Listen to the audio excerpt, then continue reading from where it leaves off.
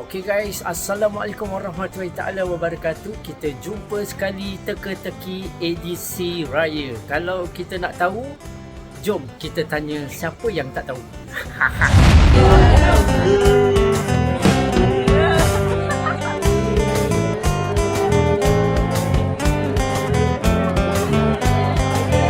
Okey, ni yang ni apa Ni masak bamia kan? Daging. Macam mana nak masak bamia, daging lembu ni macam mana kita nak lembutkan dia? Macam mana? Rebus ni.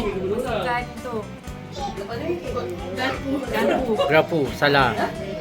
Daging lembu nak lembutkan dia tambati. Lembu jadi lembu.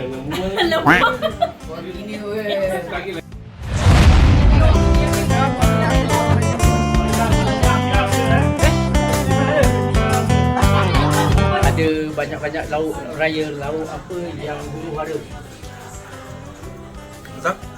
Lauk dalca.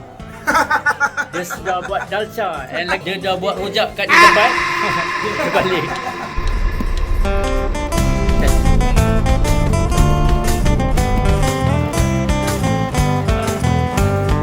Rumah apa yang budak-budak paling suka? Rumah apa yang budak-budak paling suka? Rumah apa? Rumah apa Mantu. Salah. Rumah beraya. Sebab dia ada beraya.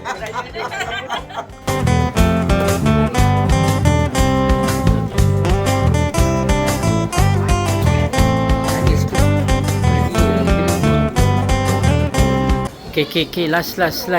Dalam banyak doa apa yang terkabul?